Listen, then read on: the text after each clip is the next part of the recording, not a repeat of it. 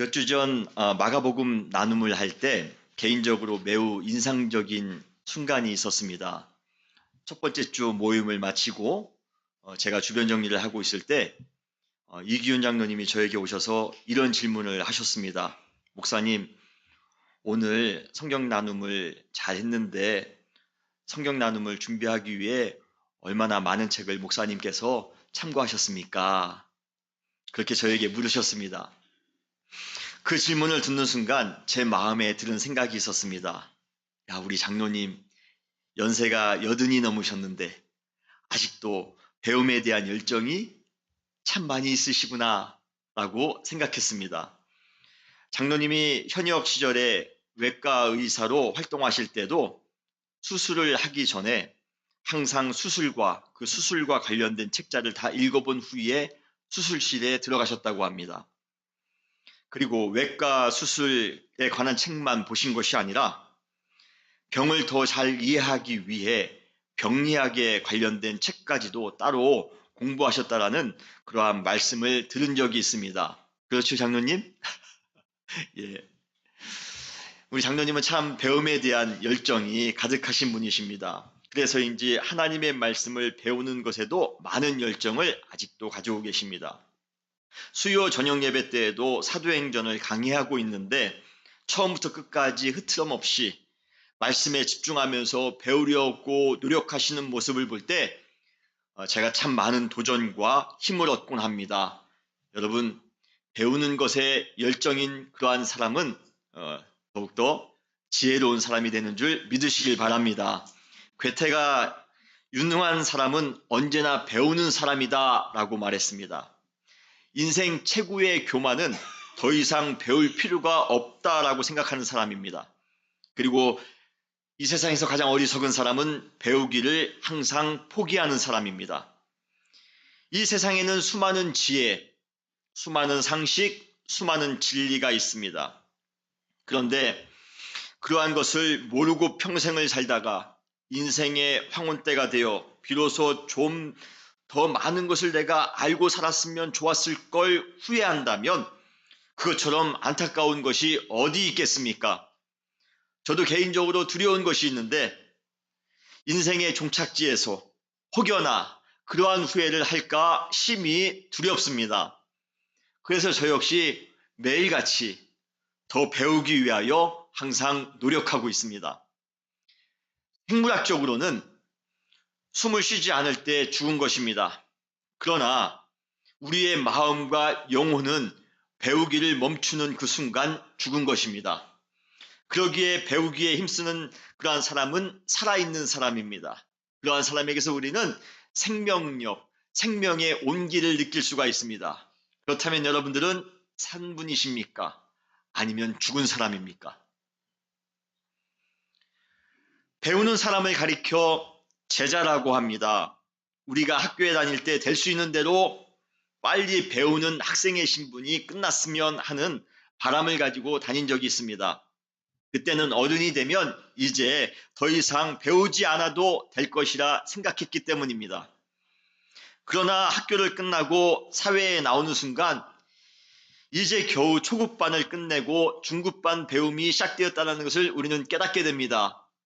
그리고 그 배움은 학교 때 우리가 어렵게 배웠던 미적분이나 문법이나 물리 공식보다도 훨씬 더 어렵다는 것을 깨닫게 됩니다.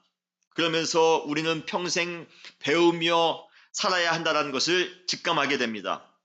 그러다 철이 들면 그토록 탈피해보고 싶었던 제자의 신분, 학생의 신분으로 다시 자원하여 돌아옵니다.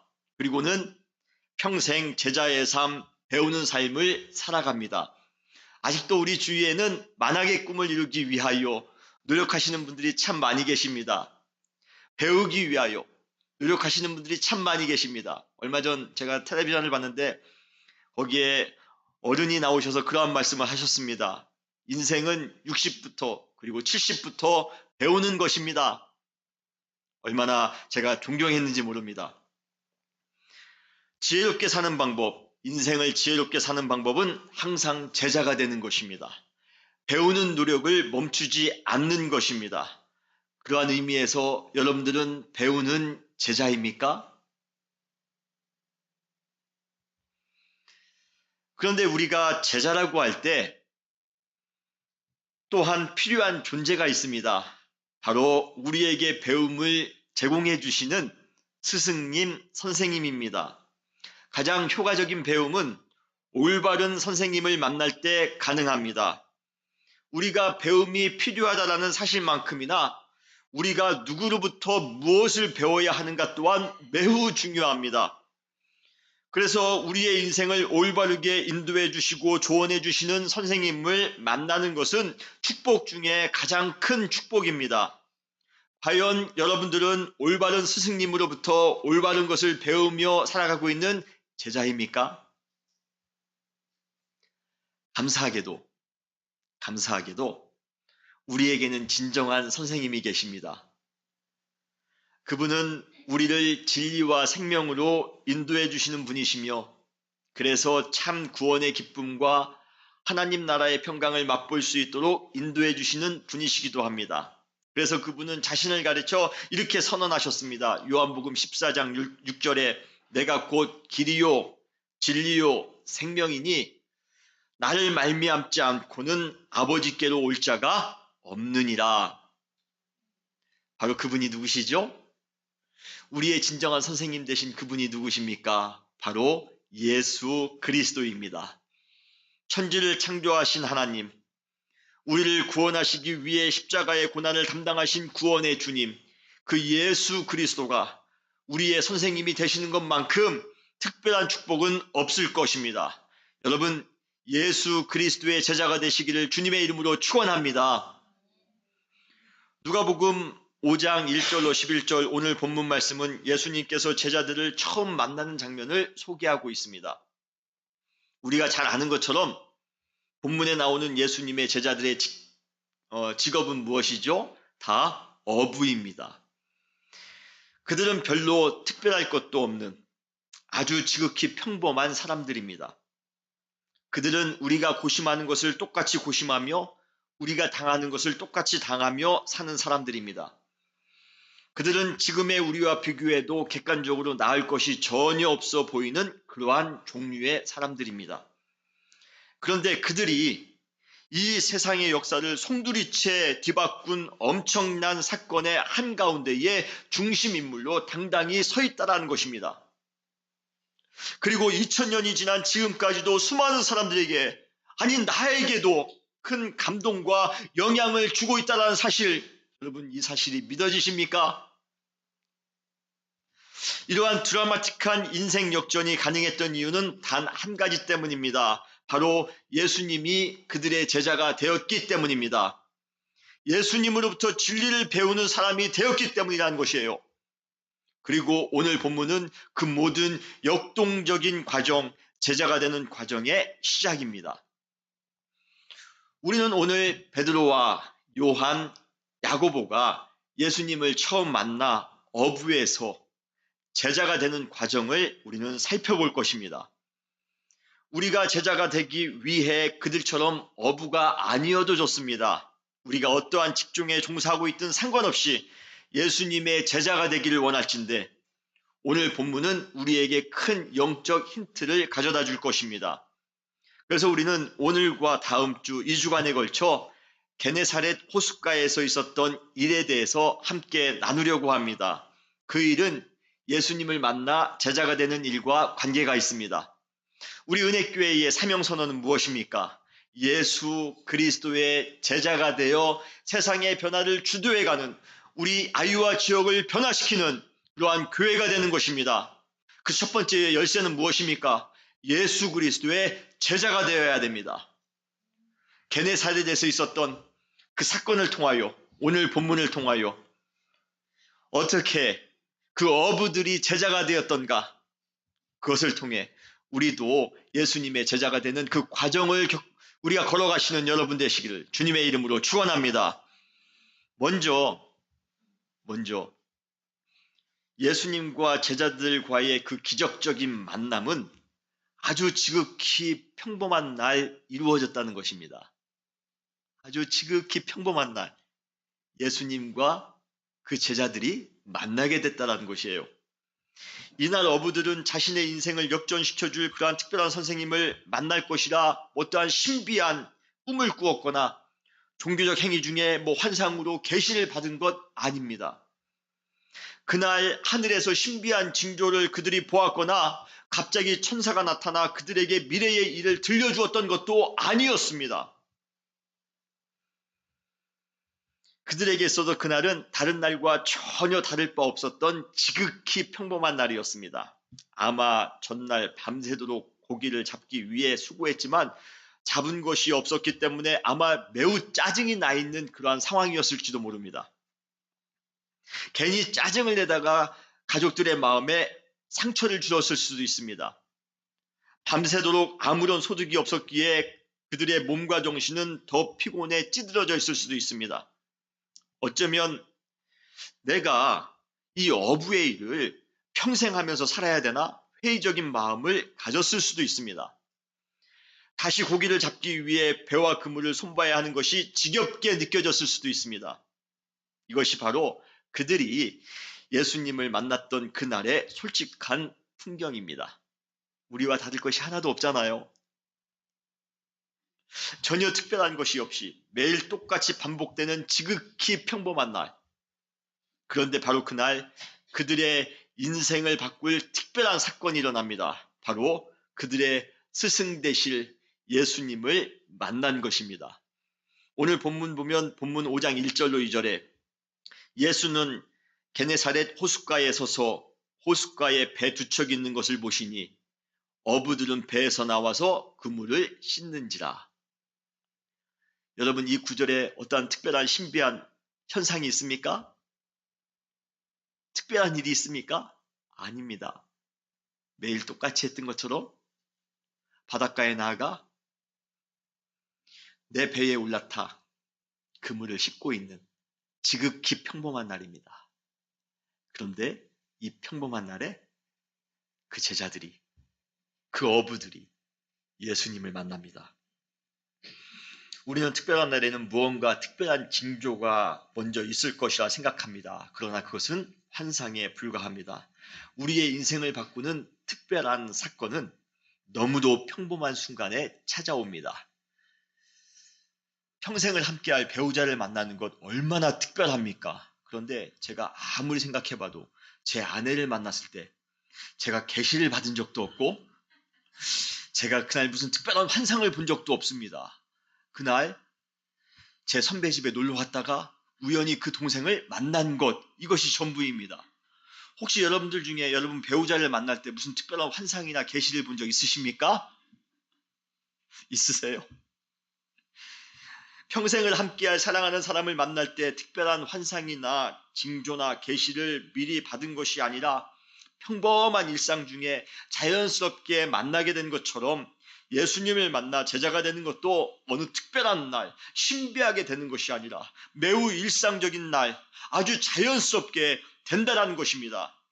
아침에 조용히 음악을 들으면서 커피를 마시는 순간, 라디오를 들으면서 쌓여있는 설거지를 하는 순간, 누군가와 전화로 통화하는 순간, 직장에서 업무를 보는 순간, 오랜만에 묵혀두었던 책을 읽는 순간, 차를 타고 출근하는 순간, 도서관에서 페이퍼와 씨름하는 순간, 운동장에서 운동을 하는 순간, 이 모든 평범한 순간에 우리의 일생을 바꿀 예수님을 만나는, 그래서 그분의 제자가 되는 특별한 순간을 맞이하게 될 것입니다. 그래서 우리는 일상적인 매 순간을 진실하게 사셔야 됩니다. 우리는 평범한 순간을 예배를 드리듯 아주 정성스럽게 매 순간을 살아가야 되는 것입니다. 일상과 평범을 무시하는 사람은 그때 주어지는 특별한 기적을 놓치며 살기가 쉽습니다. 어떤 분은 아이와의 반복되는 일상이 너무 지루하다라고 말씀하십니다. 그러나 평범해 보이는 이 아이와의 일상 속에 얼마나 많은 신비와 얼마나 많은 비밀들이 감추어져 있는지 모르기 때문에 그러한 말씀을 하시는 것입니다. 제가 매일같이 아침에 일어나 우리 사랑하는 교회와 우리 성도님들을 위하여 기도할 때마다 항상 하는 기도가 있습니다. 주님, 오늘도 평범한 하루를 맞이합니다만 오늘 이 날을 통하여 우리 사랑하는 모든 성도님들이 특별한 날이 될 수 있도록 주님께서 축복하여 주시옵소서.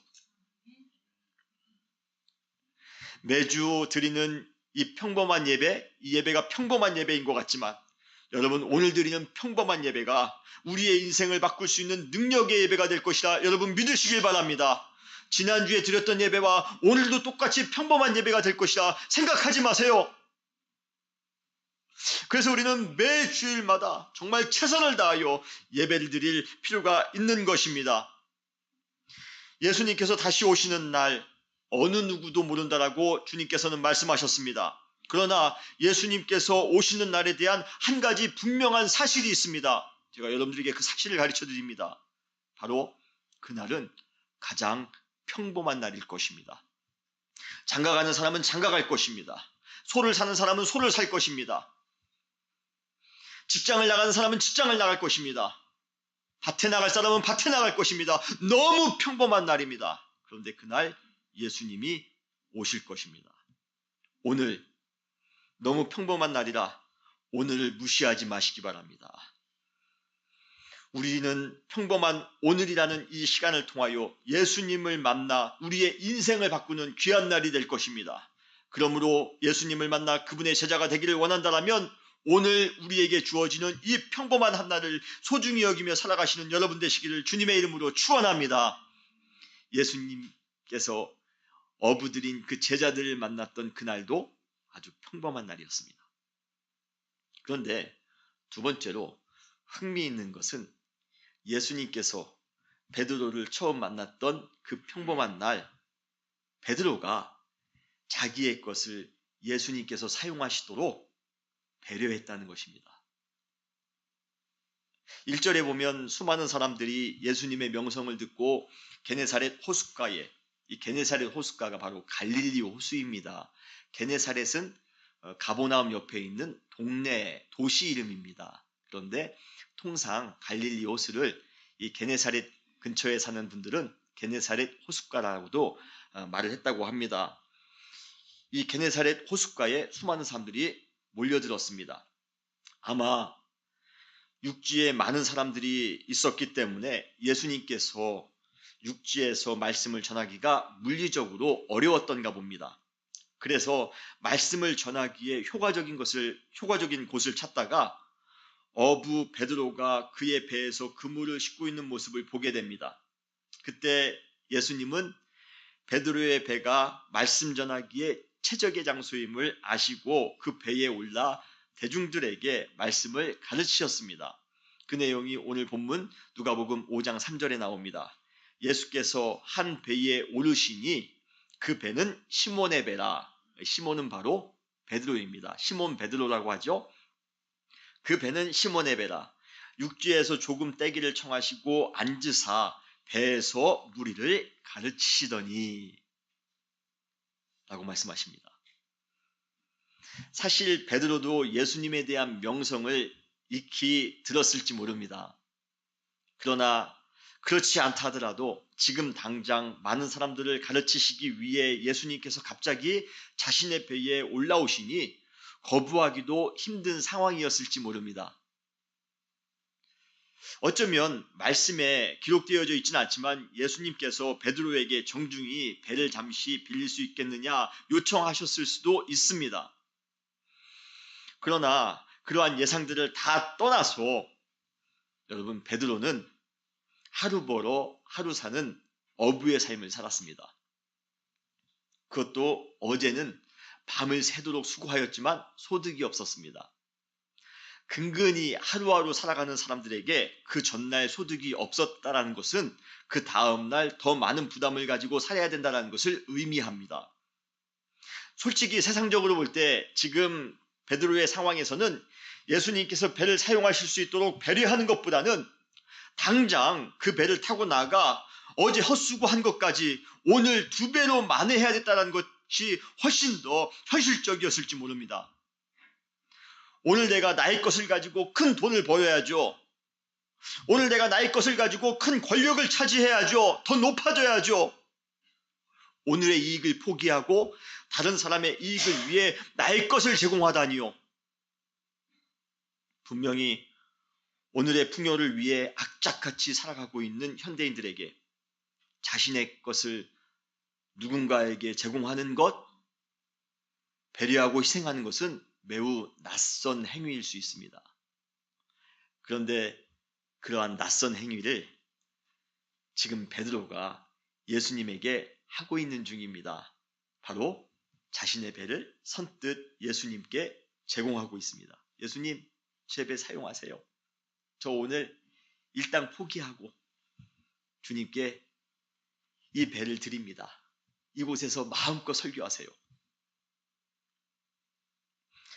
우리는 여기서 두 가지 사실을 배우게 됩니다. 첫째로 예수님의 제자가 되기 위한 유일한 전제 조건은 자신의 것을 예수님께서 사용하실 수 있도록 드려야 한다는 것입니다. 베드로가 예수님을 만나 제자로 부름을 받기 직전에 했던 한 가지의 일은 바로 자신의 배를 예수님께서 사용하실 수 있도록 배려한 것입니다. 오늘 이 베드로가 예수님께서 자신의 배를 사용할 수 있도록 드렸을 때는 제자가 되기 전입니다. 예수님께서 제자로 부르시기 전에 베드로는 예수님께 배를 드립니다. 오늘 본문에서 베드로가 제자가 되기 전 예수님을 위해 했던 다른 특별한 일이 소개되어지고 있지 않는 것을 보면 분명히 예수님께 자신의 배를 사용할 수 있도록 제공한 것이 제자로 부름을 받을 수 있는 결정적인 그런 역할을 하지 않았나 생각합니다. 제자가 되기 위해서는 언제든 주님께서 나의 것을 사용할 수 있도록 드릴 준비가 되어 있어야 됩니다. 나의 달란트, 나의 소유, 나의 지식, 나의 시간, 이 모든 것을 지금까지는 나를 위해서 사용했다라면 이제부터는 주님을 위해 사용할 수 있는 그러한 준비가 되어져 있어야 된다는 것입니다. 여러분, 제자가 되었기 때문에 주님께 드릴 수 있는 것이 아닙니다. 내가 주님께 드렸기 때문에 주님의 제자가 될 수 있는 줄 믿으시길 바랍니다. 베드로는 제자가 되기 전에 이미 주님께 자신의 배를 드렸습니다. 주님, 이 배를 사용하세요. 두 번째로 깨달을 수 있는 것은 신앙적으로 뛰어난 사람만이 자신의 것을 예수님께서 사용할 수 있도록 드리는 것은 아니라는 것입니다. 우리는 오랫동안 교회 다닌 사람만이, 높은 직분을 가지고 있는 사람만이, 특별한 경건 훈련을 받은 사람만이 그러한 헌신을 할 수 있다고 생각합니다. 그러나 그러한 헌신은 오늘 예수님을 믿은, 그래서 오늘 신앙생활을 시작한 사람이라 할지라도 얼마든지 가능합니다. 사실 누가복음 오늘 본문 5장에서 베드로는 예수님을 처음 만났습니다. 한마디로 말하면 베드로는 초신자입니다. 오늘 예수님을 만난 초신자입니다. 베드로가 예수님의 수제자가 되었다는 것은 한참 지난 나중의 일입니다. 오늘 본문에서 베드로는 수제자도 아닙니다. 경건한 사람도 아니고 믿음이 뜨거운 사람도 아닙니다. 그는 오늘 처음 예수님을 만나 신앙생활을 한 사람입니다. 그런데 그러한 초신자가 자신의 모든 일당을 포기하고 예수님께서 자신의 것을 사용할 수 있도록 자기의 배를 지금 제공했다는 것이에요. 얼마나 귀합니까? 얼마 전에 우리 남선교회에서 잔디 깎는 기계를 교회에 후원하셨습니다. 그때 제가 남선교회 분들이 하는 말씀을 제가 들었습니다. 그때 여러분이 그런 말씀을 하셨어요. 우리가 몇 시간 일했다 생각하고 그 일한 것을, 일당을, 시간 수당을 우리가 함께 모이면 충분히 그거 할 수 있지 않습니까? 그러면서 헌신하는 모습을 볼 때 얼마나 큰 감동이었는지 모릅니다. 창고를 질 때도 나가서 그 시간에 창고를 지으면, 다른 곳에 창고를 지으면 아마 돈을 많이 벌 수 있었을 것이에요. 그런데 교회에 와서 창고를 지으면서 하나님 앞에 드렸다는 것입니다. 얼마나 감동적입니까? 우리가 헌신을 회피할 때 사용하는 아주 그럴싸한 명분이 있습니다. 그 명분이 무엇입니까? 나 말고 나보다 더 경건한 사람이, 나보다 더 오래 신앙생활한 사람이, 나보다 믿음이 더 좋은 사람이 그 헌신을 할 수 있을 것이라 생각하는 것입니다. 나는 부족한 것이 많고 나는 아직 때가 아니기 때문에 헌신하지 못한다라는 것이에요. 아닙니다. 아닙니다. 우리의 헌신은 예수님을 만남과 동시에 시작되어야 합니다. 다른 사람들에게 미루지 마시기 바랍니다. 내가 가지고 있는 이유를 가지고 핑계를 만들지 마시기 바랍니다. 내 것이 주님의 것을 위해 필요하다면 지금 당장 주님께 드리시는 여러분 되시기를 주님의 이름으로 축원합니다. 예수님을 처음 만난 베드로는 자신의 하루치 일당을 다 포기하고 예수님께 자신의 배를 제공했던 것처럼 우리 역시 주님을 위해 드리는 삶을 살 때 주님의 제자가 될 수 있음을 믿으시길 바랍니다. 예수님과 베드로의 만남은 지극히 평범한 날 이루어졌습니다. 그리고 그날 베드로는 예수님께 자신의 배를 사용할 수 있도록 온전히 드렸습니다. 그 다음 세 번째, 제일 중요합니다. 베드로는 예수님의 제자가 되기 위한 아주 결정적인 행동을 합니다. 그 행동이 무엇입니까? 바로 예수님의 말씀에 전적으로 순종한 것입니다. 제자는 배우는 사람이면서 동시에 배운 것에 전적으로 순종하는 사람입니다. 예수님께서는 베드로의 배에서 어떠한 말씀을 전해주셨는지 그 구체적인 내용은 본문에 나와 있지는 않습니다. 대신 예수님께서는 배를 기꺼이 빌려준 베드로에게 다시 관심을 돌리셨습니다. 그리고 전혀 예상하지 못했던 명령을 베드로에게 하셨습니다. 참 배 빌려준 게 참 좋아요. 거기에 수많은 사람들이 모여 있는데 유독 배 빌려준 베드로에게 예수님께서 질문하시지 않습니까? 여러분, 예수님께 배 빌려드릴 그러한 필요가 있습니다. 지금 베드로에게 예수님께서 말씀하십니다. 누가복음 5장 4절에 보면 말씀을 마치시고 시몬에게 이르시되 깊은 데로 가서 그물을 내려 고기를 잡으라.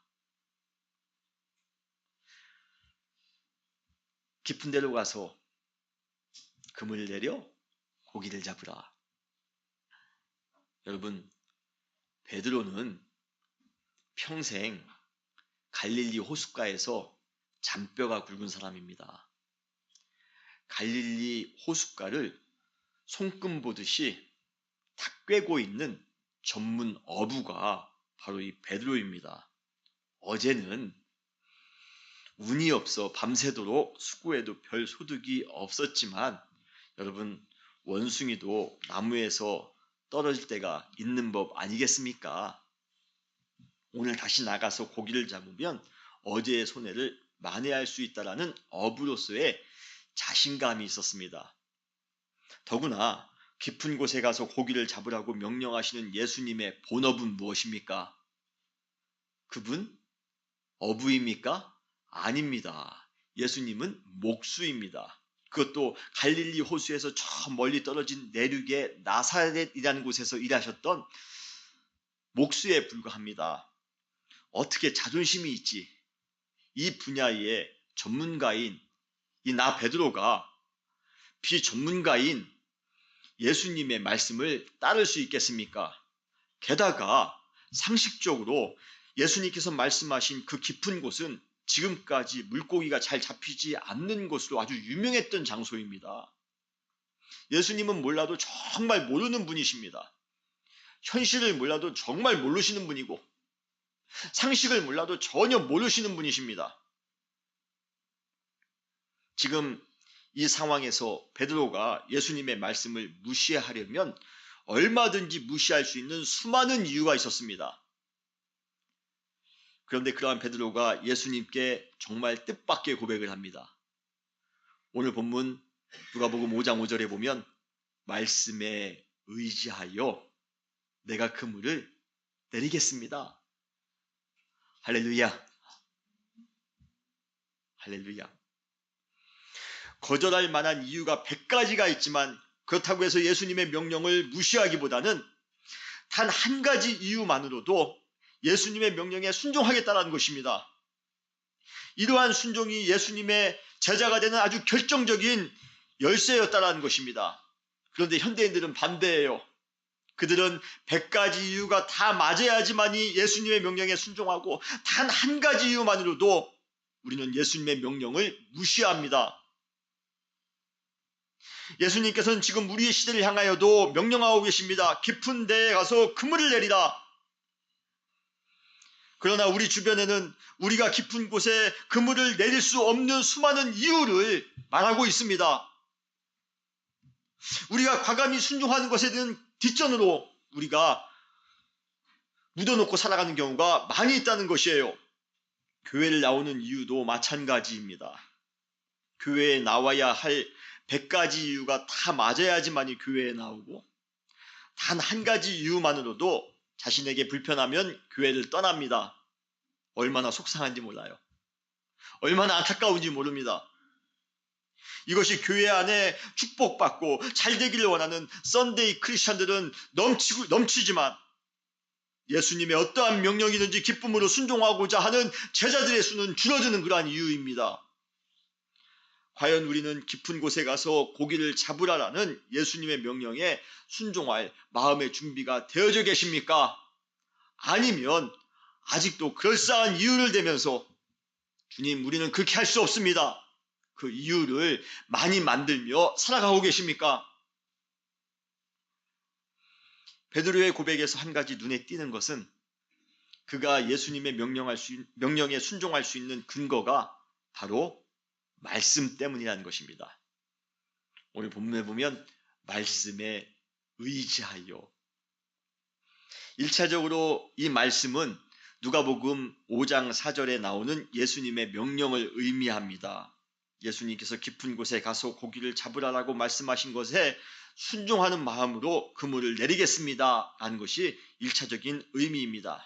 그런데 더 나아가 그 말씀은 예수님께서 베드로의 배에 오르셔서 대중들을 향해 했던 그 말씀이기도 합니다. 사실 베드로는 예수님의 대중 설교를 통해 먼저 큰 은혜를 받았습니다. 우리가 그 복음의 자세한 내용은 알 수 없지만 그 말씀의 내용은 분명히 하나님의 나라의 복음이었을 것입니다. 그런데 그 말씀은 지금까지 들어보지 못했던 권위 있는 새 교훈이었습니다. 예수님께서 선포하시는 말씀을 들을 때에 베드로의 마음이 이상하게 뜨거웠습니다. 그의 영혼은 깨끗하게 정화되는 것을 느꼈습니다. 말할 수 없는 기쁨과 말할 수 없는 평안이 자신에게 임하는 것을 느낄 수가 있었습니다. 구원에 대한 감격과 새 생명에 대한 확신으로 인해 자기 자신이 변화되어져 가고 있다는 것을, 새로운 존재로 변화되어져 가고 있다는 것을 베드로 자신은 느낄 수 있었습니다. 그러자 그는 자신에게 이러한 놀라운 감동을 주신 예수님에게 마음이 끌리기 시작합니다. 심지어 저분이 나에게 말도 안 되는 명령을 하신다 할지라도 할 수 있을 것 같은 믿음이 베드로 마음에 생기기 시작했다는 것이에요. 바로 그 순간 예수님께서 베드로의 그러한 마음을 아신 듯 말씀하셨습니다. 베드로야, 깊은 데로 가서 그물을 내려 고기를 잡으라. 그리고 베드로는 역시 기다렸다는 듯이 예수님의 말씀에 반응하였습니다. 예, 말씀에 의지하여 내가 그물을 내리겠습니다. 우리가 순종하는 제자가 되기 위해 필요한 것은 말씀에 의지하는 것입니다. 예수님께서는 성경을 통해 말씀하십니다. 그리고 강단의 설교를 통해 말씀하십니다. 성경을 나누는 자리에서 예수님께서는 말씀하십니다. 그 말씀을 통해 은혜가 넘치며 기쁨이 넘치는 사람은 그 말씀에 의지하여 순종하는 삶을 살아가는 것입니다. 우리가 순종하지 못하는 이유는 한 가지입니다. 말씀에 무지한 삶을 살아가기 때문입니다. 여러분, 말씀에 순종하며 살아가시는 여러분 되시기를 주님의 이름으로 축원합니다. 예수님의 제자가 되기를 원한다면 말씀에 의지하여 순종하는 삶을 살아가야 됩니다. 오늘도 예수님께서는 우리에게 도전하십니다. 깊은 데로 가서 그물을 내려 고기를 잡으라. 여러분, 그 명령이 말이 안 되는 것이라 할지라도, 그 명령에 우리의 마음을 불편하게 하는 요소가 첨가되어져 있다 하더라도, 여러분, 그 말씀에, 예수님의 말씀에 전적으로 순종하시는 여러분 되시기를 주님의 이름으로 축원합니다. 그 순종의 대가는 우리의 상상을 초월합니다. 오늘 본문 누가복음 5장 6절에 보면 그렇게 하니 고기를 잡는 것이 힘이 많아 그물이 찢어지는지라. 야, 얼마나 신납니까? 어제 공쳤는데 오늘 이 수많은 고기를 잡게 되었습니다. 야, 이제는 며칠 동안 일 안 해도 이제는 룰루랄라 살 수 있게 되었구나. 야, 역시 예수님을 믿으면 이런 큰 축복을 받게 돼. 예, 물론 베드로가 그것 때문에도 기뻤겠지요. 그런데 베드로는 순종을 통해 자신이 현실적인 이익을 보게 되었다라는 그 기쁨보다 더 큰 기쁨이 있었습니다. 그 기쁨은 바로 점점 더 예수님의 제자가 되어가는 그러한 기쁨이었습니다. 예수님에게 점점 더 마음이 끌리는 기쁨이었습니다. 점점 더 예수님과 가까이 있고 싶은 그러한 기쁨이었습니다. 여러분, 그러한 기쁨이 여러분들에게도 충만히 넘치시기를 주님의 이름으로 축원합니다. 예수 그리스도의 제자가 되는 것, 여러분, 이것처럼 큰 기쁨이 없습니다. 이것처럼 큰 축복이 없습니다. 여러분, 주님을 우리의 영원한 스승으로, 진리 되신 스승으로, 선생님으로 인정하시고 그분의 제자가 되어 또 한번 인생을 바꾸며 살아가시는 여러분 되시기를 주님의 이름으로 축원합니다. 언제까지 평범한 일상 가운데 살아가시렵니까? 언제까지 그냥 내가 먹고 마시는 것에만 만족하며 살아가시렵니까? 이제 이 평범한 날을 특별한 날로 바꾸시며 살아가시기를 바랍니다. 오늘 나의 가장 귀한 것을 주님께 드리시며 살아가시기를 바랍니다. 주님, 제가 주님께서 말씀하신, 주님께서 명령하신 그 명령에 순종하며 살겠습니다. 그러한 제자가 되시기를 주님의 이름으로 축원합니다. 다시 기도하시겠습니다.